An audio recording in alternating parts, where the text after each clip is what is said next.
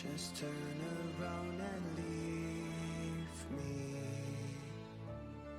The tear in my eye drops on the floor alongside my speed.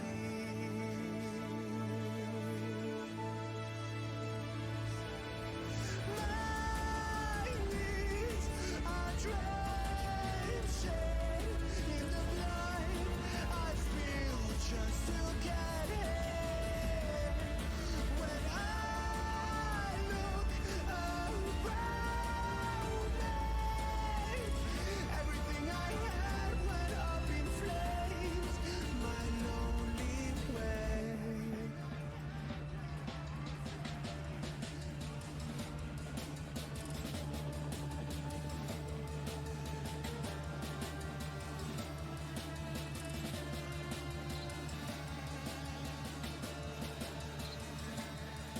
When I look around me,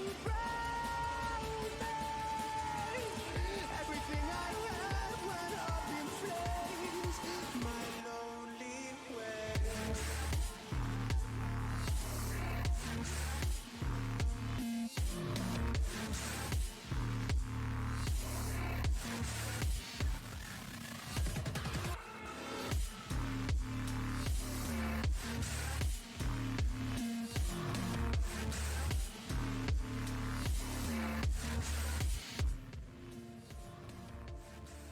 I never pray to God anymore.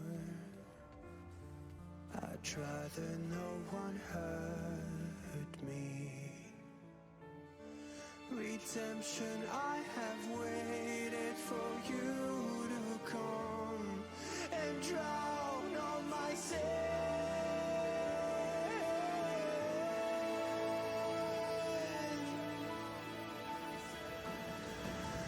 My knees are drenching in the blood I spill just to get here. When I look around me, everything I had went up in flames.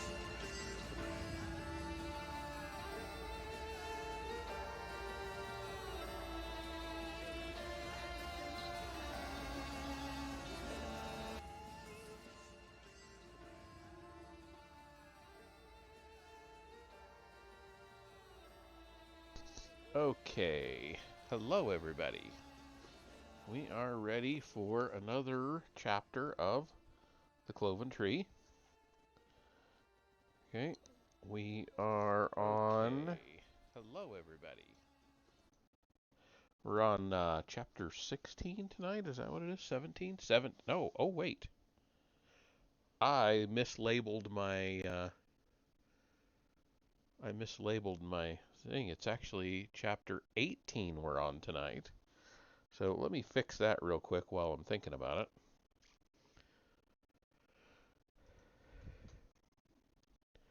it. 18. Otherwise, I will forget. There we go. All right, and no reason to screw around about it. Let's just jump right on into it. And this should be a fairly short chapter.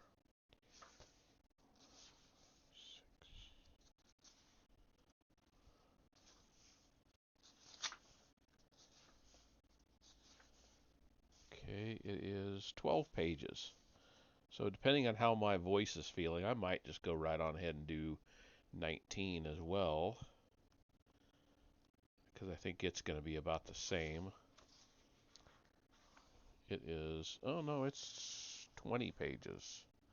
A little bit longer. I might not be able to get through that much. My voice will give out before then. Okay, well, we'll do the one chapter.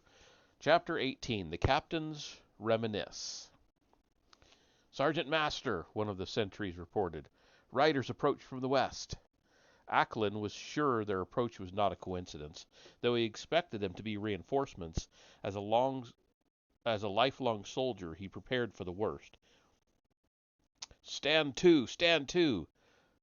Lipdrun, can you see who they are yet? No, Sergeant Master. They have no banner. Their equipment and ethnic are hidden by the twists of the race. They are coming at speed. That, Ackland thought, was a good sign.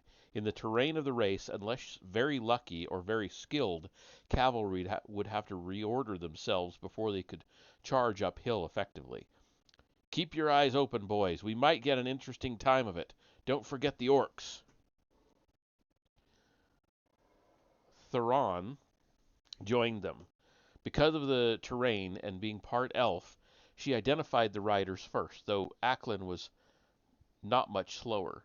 She, however, was able to see individual faces long before the others. It is a battalion of the Grand Regiment. The captain of the Crown Prince's King's Guard commands. Ackland let out a sigh as the tension left him. 500-plus men, mages and dwarves, arrived at the hill, with 7 rope bridge kits and 10 blitz lines, most of them dismounted at the base of the ridge, but the captain's party, 30 strong, rode directly to the relief platoon's position. Ackland walked toward them and, saluting, gave the captain a brief summary. So, sir, with the right equipment, we should be able to put enough men on this northern hill to effectively support the mission platoon and auxiliaries. Excellent, the old captain said. Lieutenant, I want the bridging equipment up here within 5 minutes and set up within 15. Hurry. The Crown Prince would have his brothers at his side. Sir, Ackland asked, suddenly fearful, has some ill befallen his highness? The captain sighed. He took an orc arrow to the shoulder. It was poisoned. The captain general himself ordered me to bring the younger princes out ahead of all else. They are still on the other hill, sir, along with the platoon and the auxiliaries. But now we can put at least 100 men on the hill, more if we don't pull the anchors of the ropes. Sergeant Master, the captain said, I accompanied His Highness into the fens, then back, and here one lucky orc feathers him while I am less than 10 feet away. Now his brothers are in mortal peril. I need that hill swarming with King's Guard, not just 100 or so. Yes, sir, the sergeant master replied, but we have to secure the anchors. Depending on the soil... Gentlemen, please, Theron interrupted. I think we can secure the anchors, she said, referring to the mages. If not, we will proceed as best we can. I have an idea that might allow us to put many more warriors upon the northern hill. Might I explain? Braun's bodyguard company was divided into 4 combat platoons with a command section of equal size. All Braun's officers were part of this, strictly speaking.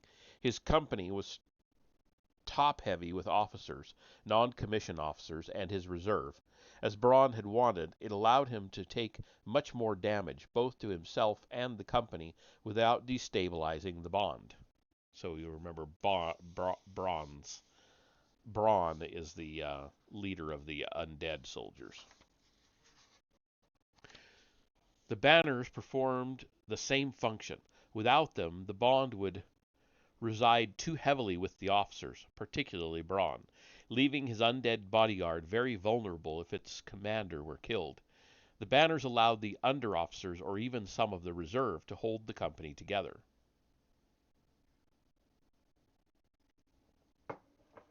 With the fall of Braun, command of the legionnaires fell to his chief lieutenant, Shamus, and he reorganized the undead assault. Assessing the situation, he grinned. The spur itself was unmanned now, it seemed, and Shamus did not need to see the dwarves to know that Brander's unit had placed itself immediately below Oxbow's last position. Shamus ordered a full assault on the mage's redoubt, which, in the respite of the undead reorganization, had gathered nearly all the defenders. Nearly 70 of the undead pinned them down. With the defenders distracted, Shamus sent the last of Braun's reserve against the squads Braster had left at the foot of the spur. They would punch through, seize it, and then attack the dwarves from above. The rest of the undead would join the main battle. The defenders, half of them dead, half the remainder wounded, would be crushed. Switching gears again here. Wilmer heard the shout from the spur, and cursing, he ran from the center defense to catch the undead from behind. He caught up to them as they finished the first of the two squads Braster had left there. Furiously, he attacked while they were still engaged, and 3 legionnaires fell to him before the others sensed him. Seeing him as the greater threat, 4 of them fell back from Braster's sentries and spread out to encircle him. Braster's men, including 2 women, engaged the others, and some more hacked Wilmer's 3 victims to pieces. The 4 ignored them. They sensed Wilmer's immunity, but the sliver of Legion steel embedded in his breastbone allowed him to sense them. He felt that the one to his right would be the first to reach him. Turning, he sprinted toward that opponent. The corpse man swung his sword, but Wilmer was already inside the weapon's arc. The blade bounced off his shield as Wilmer drove his sword through the dead man's skull. Abandoning his blade, he caught the white's sword arm, ripped the Legion blade from its hand as it fell backwards. He turned and stepped toward the attack that was now to his right. Ducking that Legionnaire's thrust, he ruthlessly swept his acquired sword through his opponent's knees, nearly hitting his face against a shield in the process. Flipping the Legionnaire over his back, he ignored him further as he concentrated on the other 2. Certain the wounds he inflicted damaged them more since he was Legion-proof. Slowly they parted, the 2 trying to catch him between them. Abruptly he charged one. Gambling everything, he slammed into the Legionnaire's shield with his own, knocking the undead man flying. Pivoting, he faced the 4th one's attack, stepping in to catch a beheading sweep upon his shield, driving his sword through this one's skull. He twisted the blade, then he wrenched it out, and the Legionnaire fell, twitching. Facing the one he'd knocked over, Wilmer slowed down his attack, now that he only had one opponent. They measured each other's defenses, and Wilmer was able to cut off the Legionnaire's left foot at the ankle. Stepping in, he killed the undead with a thrust and a beheading stroke, only to have another Legion blade stab into his chest as he turned around. The thrust was slowed by his armor and stopped by the ossified breastbone he had from his previous Legion injury. The pain was excruciating, though, and Wilmer nearly lost consciousness. The blade was jerked out of his chest, and he fell to his knees. Shamus looked at him for a moment, knowing that he could not be recruited. Almost sadly, the Legion officer raised his sword and swept it in to decapitate Wilmer. The sergeant raised his shield, just blocking the attack. He swung feebly at Shamus's legs, but the Legion man easily jumped over the stroke. Shamus stepped onto the sword, trapping it, then kicked Wilmer in the chest. The damaged breastbone cracked. Wilmer nearly broke his own teeth, clenching them in pain, losing his grip both on sword and shield as his eyes swam. To stand where no man stands, he gritted, expecting the next blow to kill him. The sword swept in to take his head and was stopped by another blade. Suddenly, a dozen soldiers swarmed Shamus, dismembering him within seconds. Until there all men stand. Thus we are the King's Guard, one of them completed the motto oath. Liptrun, Wilmer painfully gasped in shocked recognition. The 15 newer soldiers, reassigned from the scout platoon, were among the relief. How did you cross the gap? Other King's Guards had joined Braster's freed slaves, he saw, and the Legion assault here was finished. The wizards are finally able to conjure up a bridge, Sergeant. Blast! That must have hurt, he said, looking at where Wilmer had been stabbed before being kicked. Come on, you're wounded. You'll need the ministers to look at that. Otherin at first thought he was delusional, seeing his dreams as the hill swarmed with King's Guards. Hope did not dawn on him until he saw the other defenders react to it as well. "Cease casting," he said to the wizards, but the defenders still holding bows also stopped. Wearily he sat down as Rohan, Arthur, and Cerdic, the last of the battle mages, came to him. Yes, the gray rank answered their unspoken question. Go see the battle through, yet be cautious. They left as Theron and Brethel came up. Master Otheron, art thou well? Exhausted, my friends, as I have not been since the battle of the lake. How didst thou bridge the gap? By an idea from Sergeant Master Acklin. Without a clear outline, we could make no bridge unless we were powerful enough to make a solid wall of air. Theron spoke. But once the soldiers had deployed their lines and rope bridges, we had an outline. Then it was merely a question of wording. She gestured, and Otheron looked to see.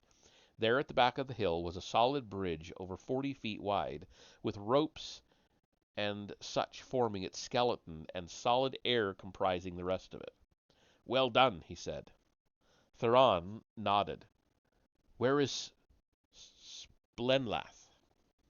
Dead, the gray elf said, wearily, remembering that he had been her friend and teacher, as are mages Wilmer, Cormac, Idle, and many, many others, including the battle mage Basin.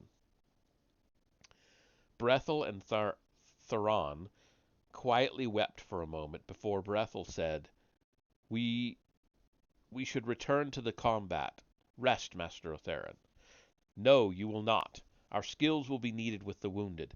Let the sword sages end it, he said, to their shock. Yes, it means more men will die, but each man who participates becomes proof against the undead. Come, walk with me. Help me survey the field. Gorogors, stand to. Prepare to assault the hill. So we've flipped over to the orcs. Stand down, Captain Orgroth, Vlanshra said. The orcs at the switchback were shocked to hear their new captain's order countermanded. What? Orgroth gritted. Stand down. To assault that hill now would be madness. Vlanshra cut him off. They now have over 40 mages and battle mages on that hill, with at least 5 platoons of King's Guard, every one of them an archer. They would pincushion your battalion and crush any that were left. It would destroy your unit for nothing. But we cannot abandon Braun's own company, particularly now. You are abandoning no one, Orgroth, and they are a company of Braun's own, the undead officer said with emphasis. They are far from finished. But what of the fell Lord Braun? The carnage was very bad. We switched track again. The carnage was very bad. Otheron saw worse than he had anticipated, now that he could see the whole field, but it was coming to an end. At least 200 soldiers had crossed Theron's bridge. The legionnaires upon the hill had been swamped, and the remaining undead were being cut to pieces. The 30 or so left had only preserved themselves by falling back toward the firewall, forming up on the run, and that could not last for long. Letting himself forget them for a moment, he looked about the hill, trying to count the freed slaves, as well as his original companions. The numbers were bleak. If half the mission company survived, it would be fortunate, and he counted less than 80 of the freed slaves who could walk at present, 80 out of more than 300 who had held the hill with them. A ghastly price, he muttered in an elven tongue. Their suffering hath ended, Master, Theron said, and those who live will relish their freedom. Once they become accustomed to it, Otheron said. Before Theron could answer, Brethel asked, Master Otheron, what doth the bond resemble when sought with empowered sight? A colorless, formless, fog-like vitality, a vileness that hath tendrils unto all its members, even men who are yet to be recruited. Brethel did not respond immediately. After a moment he said, Then it doth be the bond I see, yet it hath unusual traits and actions. It doth eddy and flow like a wild sea, Thou shouldst see it. I am too exhausted for such weirds.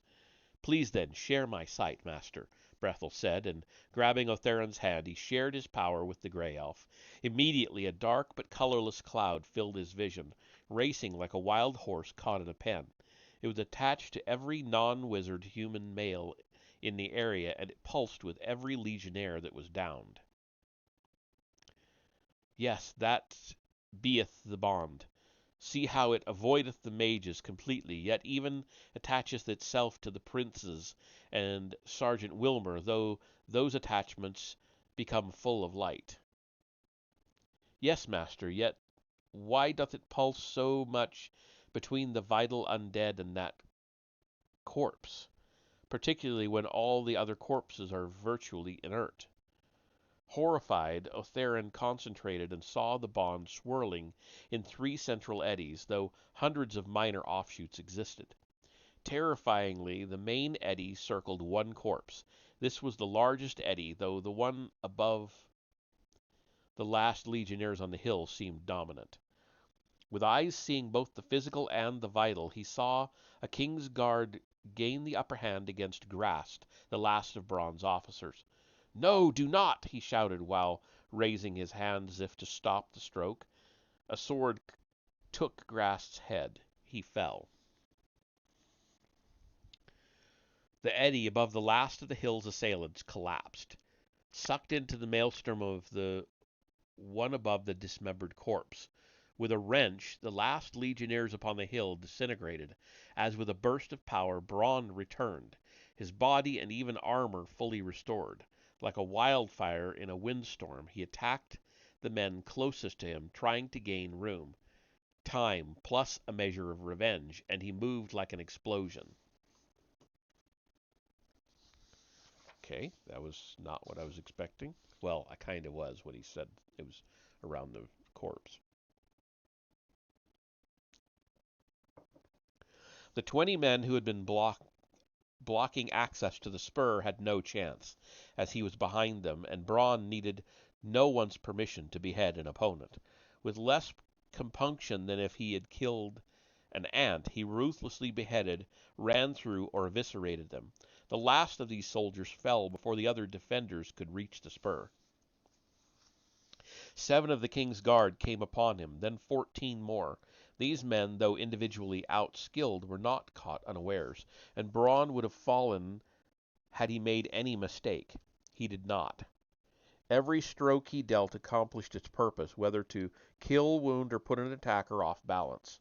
One of the king's guards severed his left arm, and they rushed him, only to run into a trap as Braun regrew the arm instantly, calling the sword from its severed arm to the regrown one. The Captain Brevet engaged him. This young nobleman avoided Braun's feint. He again severed Braun's left arm with a one flowing stroke, also nearly severing his right leg. Barely keeping his balance, Braun backed away until his arm regrew and the leg healed.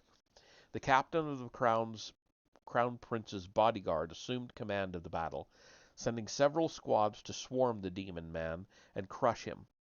Braun saw this and knew if they closed with him, they would not let him escape. Drawing upon his power, he cast the bond directly against his assailants in a form of the Legion sickness. After that desperate measure, which stunned those immediately attacking him, he spoke a command using the bond and the ancient Legion battle tongue. Illegurhenu Vakshrin. That call caused a chill among all the defenders, but one also felt a shock of recognition, hearing again words that haunted him. The elusive thought burst free of the haze as with that command Braun reanimated 40 of his fallen warriors. They placed themselves between Braun and the reinforcements coming to the spur. Braun also suffered a shock. The command should have reanimated at least twice the undead it had, and as it was, the power it took to recall those he had nearly undone him. If he were that weakened, he must soon leave. He spoke one more command and slowly backed toward the spur, as numbers alone pushed his rearguard back. Before he left, though, he surveyed the battle to learn from it, for the king's guard surely would. The chief lesson was obvious. It could be dangerous for even legionnaires to force battle with an opponent caught at bay. It would be decades before this company recovered, before its losses were resurrected. The retribution attack he would launch might have to wait centuries, even millennia. Still, this day was not completely wasted, he mused. Seeking Owen with his mind, looking to Braster's fort, he shouted, "I shall have thee soon or late, boy." Despite still being unconscious in the east redoubt, Owen shuddered. How many times can he revive his fallen? Thames asked, as exasperated as Curtis had been earlier, as the remaining missionaries watched from the center redoubts at the insistence of their relief. Araman answered, "He hath not the power at present to truly resurrect his fallen warriors back as liches or wights. These he hath brought up against again are shells of their former power. The last command he spoke bound them here until he escapes." The young noble was familiar with the concept. "Corpse golems," he stated in disgust. "Correct, Highness," the elf replied.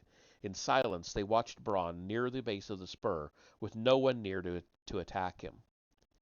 "There he goes. Now he will escape," one of them muttered, as Bronn reached it and turned to survey the battle. They all concurred with the speaker. They heard him shout at Owen, and they were all shocked when the spear punched through Bronn's chest from behind. "Oxbow never left the spur," Tilder breathed. He was right. The haze had not left Oxbow's mind until Bronn shouted that last command, and Oxbow, in his stupor, had gone back to the spur to bring more weapons. Unknowingly, he had tied himself to Bronn by attacking him, and his senses had been dimmed to the battle and the passage of time. Then, armed heavily, he had heard that hated voice, those nightmare words. 32 years of shame, guilt, depression, and loathing burned through the bond drunkenness, and old McOwen did not give a thought beyond the revenge and redemption that were at hand. Driven by the full might of the now undazed raider, the thrown spear drove through Bronn into the ground, actually helping him keep his feet as the nearly 300-pound old man crashed into his back. "You!" Oxbow roared as the two-handed axe filled his grip and severed Bronn's left arm. "Damn you, you motherless, you fatherless! You're not going to kill my son!" The battle-axe, driven by both mighty arms, buried itself in Bronn's skull. Bronn used his power to shatter the weapon. Oxbow drew sword and knife, hardly missing a stroke despite the loss. He began stabbing Bronn repeatedly. "You put the price on Anders' head." Bronn's left arm regrew, so he cut it off again. "You shouted that command at the 11th battle. You," he yelled, plunging the sword through the undead captain's heart. "You used our own dead against us. You executed my dad and ambushed my brothers and me. You're not going to kill my son." He cut off the right arm and then the left again. He kept plunging the sword into Bronn, his arm a piston, now shouting one of his brothers' names with each thrust. "Tim, Co, Benny, Thill, Nat, Perry, Arnie, and Jaff. You killed 'em all, you bastard. And Gawain needed a staff for the rest of his life." Berserk, Oxbow ran Bronn through over 20 times, again shredding his armor. He cut off Bronn's left arm again. It regrew, but slowly. "You killed 'em all, and my dad. You brought our dead against us. We had to behead 'em, damn you. You're not going to kill my son." Still swearing, he swung his sword to sever the slowly regrown left arm for the last time. The blow was delivered with such force that the weapon cut through Bronn's now thoroughly destroyed shoulder blade, sliced into the heart. His breast and backbones caught the tool, keeping it from cutting him in half. Oxbow then drove his long knife deep into the monster's skull. In the closing axe wound, drawing a short sword, he slashed it into Bronn's neck. Bronn used the bond to shatter it before he was beheaded again, almost collapsing from the effort. Now suddenly weaponless, Oxbow cursed again. He turned to his pack a yard and a half away to grab the first two tools to come to hand, a one-handed axe and a warhammer, a quarter-stone sledge. Bronn did not idly take this assault. Pinned to the ground with a spear, he worked on freeing himself with his right arm, before and after it regrew. As Oxbow turned away, he broke the spear, summoned his sword to his hand, and pivoted to his right, sweeping the blade across. Bronn cut Oxbow above the front of the knee, dropping the old hunter, making his axe stroke miss its mark. Off balance, old McCowan cut downward more than across, so his left-handed stroke lodged into Bronn's neck and left collarbone. Before he could recover, Bronn ran him through the stomach. Oxbow, the price I put on thee wast higher than that on Anders. Thou shalt not escape me today. But Oxbow was beyond such worries or intimidations as he felt the throwing axe land in Bronn's back. Both of them heard Tilder shout, "Hold on, McCowan, we are coming!" Bronn started to withdraw his blade, but Oxbow seized Bronn's wrist with his left hand in a literal death grip. The two battered warriors looked into each other's eyes as Oxbow swung the hammer in his right, despite the pain, slamming it onto the back of the war axe, driving it through the collarbone and spine.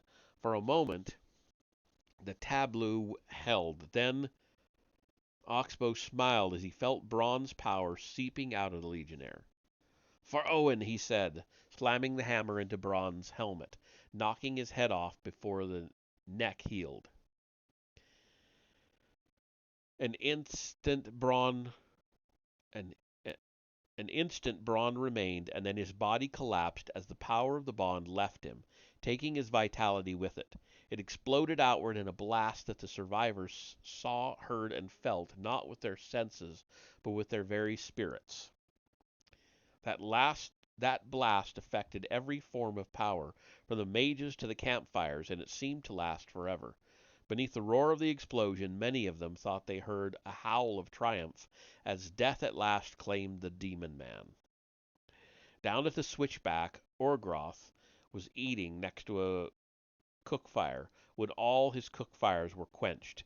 At the same moment, the 20 undead with him turned and faced the hill. In unison, they whispered, "Bronn," and collapsed, twitching. That was enough. "Grab our wounded and all the gear you can. Legionnaires, too. Pack 'em up, boys. It's time to go." Far to the west, the High King was paying his respects to the Iron King of old. The present Iron King, his cousin, was with him. They passed into an ancient section of the catacombs where their torches flickered. When the light came back up, two of the dead kings were sitting up upon their biers. "Forgive us, Ursuna, get ye willen Hiren," the ancient king said to the living ones. "Hlaford Bronn, Pahim Lab gemast, hafeth gefallen." Okay. They repeated the message in several dialects and languages before they returned to their long sleep. When they were gone again, their two sons looked at each other in shock. "Did you see that?" one asked. "Did you?" was the reply. Then the message sank in, and they began singing a hallelujah. "Bronn is dead!" Far to the east, two of Bronn's lieutenants of the Legion were inspecting a casualty for recruiting. With difficulty they raised this most excellent specimen, and then staggered, saying, "Bronn hath fallen." The corpse upon which they had been working collapsed. Not undead. No undead ever raised it again. East, west, north, and south, everywhere in the world of Angia, the powers that were felt,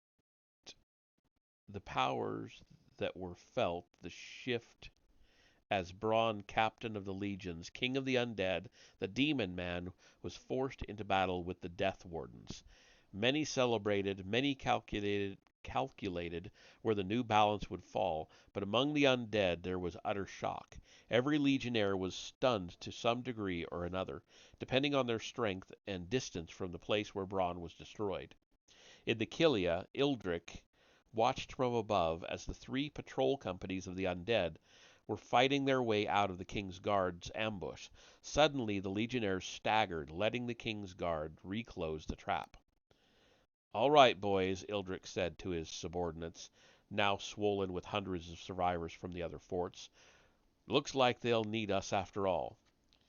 In his fortress, in the northern Wintharion, the fell lord Wraith watched as his undead commander came to report. "Bronn has fallen, Lord. The Death Warden's confidence that they will hold him this time is nearly unshakable. I can feel it through what is left of his connection." "Idiot! Did you not relay unto him my order that he let Thrun take his company instead?" "I did. He must have gone anyway, for who among us would argue with him?" Wraith harumphed. That was simple truth, but now he had to prepare to resurrect the fool. If the Death Wardens were that confident, it may not even be possible. "Find out who slew him, and how. This is our first priority." The legionnaire bowed. "Yes, my lord." And that is actually the end of the chapter. So we've got 19, 20, and an epilogue left. I am not going to read another one tonight. I can't do another 20 pages. My voice won't hold out. So, we're just going to have to wait a little bit longer. A couple more readings. I'll read 19 next time, and then the last reading I'll just read 20 and the epilogue, and I'll just suffer through it, however long it takes. All right, who we got? We got a couple of people on. Zeuswood is on, playing Sonic, and Vesper is playing Retro, of course, because that's what he always plays. And we've got Glock 316 on tonight, playing Tomb Raider. Okay, I haven't rated him in forever. Let's go to Glock 316. So I will see you over there in just a minute.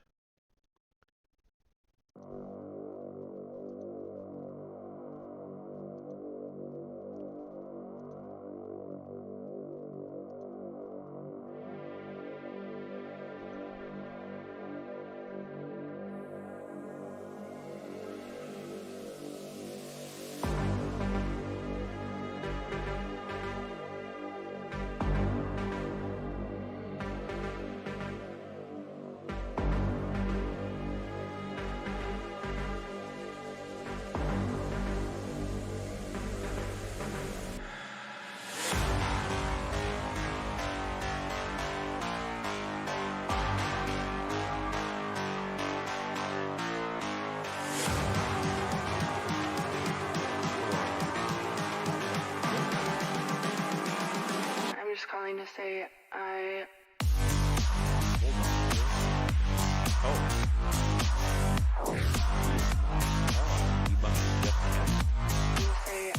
That was perfect. All right, well, never mind. We will just call it there.